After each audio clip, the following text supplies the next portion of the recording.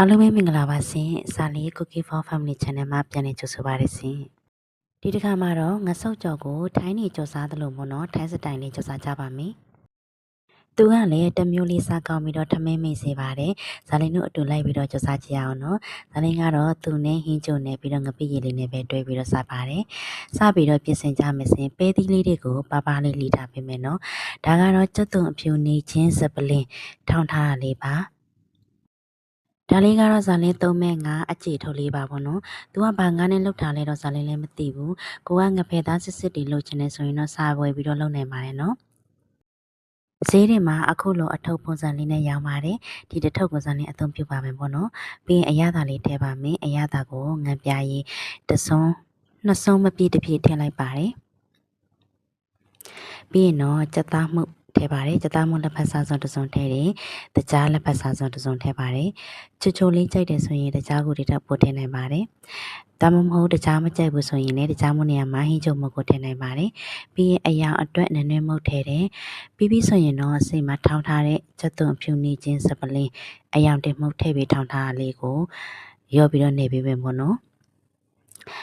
်ဒီနေရာမှာတချို့ကငရုတ်သီးထောင်းရင်စားထည့်ထောင်းတတ်တယ်ပေါ့နော်ဇန်လင်းကထည့်မထောင်းတာပါဘူးဒါကြောင့်မို့လို့ငံပြရည်နဲ့ကြက်သားမှုကိုပို့ထည့်ထားပေးခြင်းဖြစ်ပါတယ်အကယ်ကိုကစားထည့်ထောင်းမယ်ဆိုရင်တော့ငံပြရည်ထည့်တာကိုတတိထားပေးပါနော်ပြီးရင်တော့အားလုံးနှံ့အောင်နေပေးပါမယ်အခုလိုလက်နဲ့နေတာအပြင်စုံနဲ့ထောင်းမယ်ဆိုရင်လည်းရပါတယ်အဓိကကတော့ဒီနယ်မဲ့ငါးလေးတွေကစီးပိုင်သွားတဲ့အထိနေသွားပြီးရင်ရပြီပေါ့နော်နေပဲနဲ့ထောင်းမဲ့ထောင်းမဲ့ဆိုရင်လည်းဆုံစပွဲကကိုထောင်းနေရင်လည်းစီးပိုင်လာတဲ့အထိထောင်းသွားပေးပါလက်နဲ့နေမယ်ဆိုရင်လည်းစီးပိုင်သွားတဲ့အထိနေပေးပါအသားလေးတွေစီးပိုင်တာမြန်မှုဆိုရင်တော့အသားလေးတွေကိုယူပြီးတော့စလုံးနဲ့ဒီလိုမျိုးဆောက်ပြီးတော့ပြစ်ချပေးပါဒါဆိုရင်စီးတာမြန်တယ်ပေါ့နော်ဇာလင်းကတော့အချင်းကြလေးပေးပြီးတော့နေပေးလိုက်ပါတယ်ဒါမှအသားကြော်တဲ့ခါမှာအသားတစ်တင်လေးနဲ့စားလို့ကောင်းမှာဖြစ်ပါတယ်ပြီးတဲ့ခါကျတော့လေအခုလိုနေသားပြီးသားကိုပဲတခါတည်းအရန်သေးပေါ့နော်ဆက်ထားပြီးသားဈေးထဲမှာဆွမ်းနာကအထုပ်လိုမျိုးထုတ်ပြီးရောင်းတာတွေစီပါတယ်အဲ့လိုမျိုးဝယ်စားတဲ့ခါမှာသူတို့ရဲ့ထိုင်းတွေကအရန်ချို့တယ်ပေါ့နော်အချို့အများကြီးထည့်တယ်ဒါကြောင့်မို့ဇာနေသိမကြိုက်တဲ့ခါကျတော့ကိုယ့်ဘက်ကိုလှုပ်စားဖြစ်တယ်အရန်ရင်အချို့မကြိုက်ဘူးဆိုရင်ကိုယ့်ဘက်ကိုနေပြီးတော့လှုပ်ကြည့်ပါအရသာကိုစိတ်ကြိုက်ထည့်ပြီးတော့နေပေါ့နော်ဒါဆိုရင်တော့ကိုကြိုက်တဲ့ပုံစံလေးစားရမှာဖြစ်ပါတယ်ဒါကြောင့်မို့ဇာနေကအချို့ကိုစော့ထည့်ထားခြင်းဖြစ်ပါတယ်ဒီလောက်ထိစီးလာပြီဆိုရင်တော့ပပလီထားတဲ့ပဲသီးလေးတွေကိုထည့်ပြီးတော့နေပေးမယ်မနော်ပြီးရင်ပဲသီးလေးတွေနဲ့အားလုံးနှံ့အောင်ထပ်ပြီးတော့နေပေးလိုက်မယ်နော်ဒီတစ်ခါကိုတော့အကြာကြီးနေစရာမလိုတော့ပါဘူးစေမှာစီးပိုက်နေအောင်နေထားပြီးသားဖြစ်တဲ့အတွက်ကြောင့်မို့လို့ပဲသီးလေးတွေနေရအနှံ့ရောက်ပြီဆိုရင်တော့ရပါပြီအခုလိုနေထားပြီးသားလေးတွေကအရန်များနေလို့စားမကုန်ဘူးဆိုလို့ရှိရင်တဝက်ကိုကြော်ပြီးတော့တဝက်ကိုဘူးလေးနဲ့ထည့်ပြီးတော့ရေခဲတစ်ထားနဲ့ထည့်သိမ်းမယ်ဆိုလည်းရရနော်ထည့်သိမ်းမယ်ဆိုရင်အနည်းဆုံး2ပတ်လောက်ထိထားလို့ရပါတယ်အားလုံးနဲ့အောင်နေပြီဆိုရင်တော့စပြီးတော့လုံးကြမယ်ပေါ့နော်လုံမှုအတွက်ဆိုရင်လက်အိတ်အသစ်ထပ်ဆွတ်ပါတယ်ပြီးတော့စီလေးကန်ပေးပါတယ်စီလေးကန်ပေးမှပဲလုံးတဲ့အခါမှာလွယ်လွယ်ကူကူနဲ့လုံးလို့ရမှာဖြစ်ပါတယ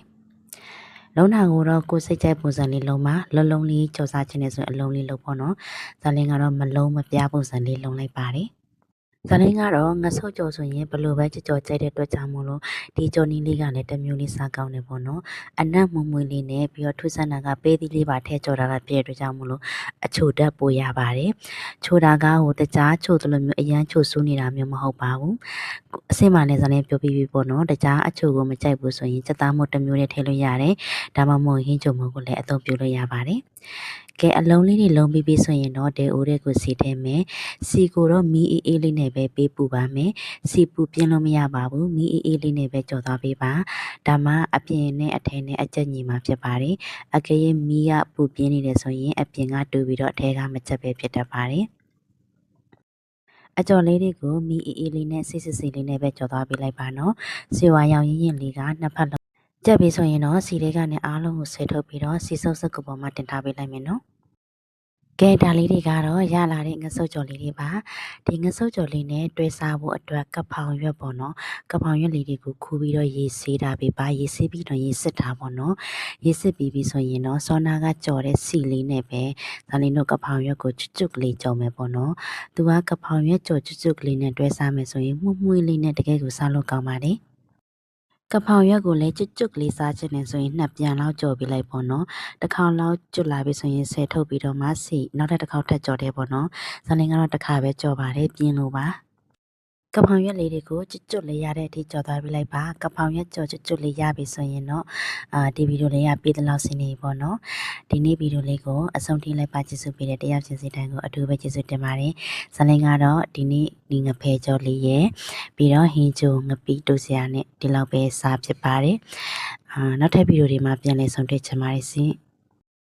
အားလုံးပဲနေကောင်းကြမှာပြီးတော့ဘေးပြဝေးကွာကြပါစေရှင်။ဇာလင်းရဲ့ဗီဒီယိုလေးကိုသဘောကျရဲဆိုရင်တော့ like and subscribe လေးနဲ့သွားပေးဖို့တောင်းဆိုပါတယ်။ဇာလင်းကိုချစ်တယ်ဆိုရင်တော့မန်လေးတွေမှာစကားလေးတွေပြောသွားပေးလို့လည်းရပါတယ်ရှင်။အားလုံးကိုနှုတ်ဆက်ပါတယ်။အားလုံးပဲဘိုင်ဘိုင်ပါရှင်။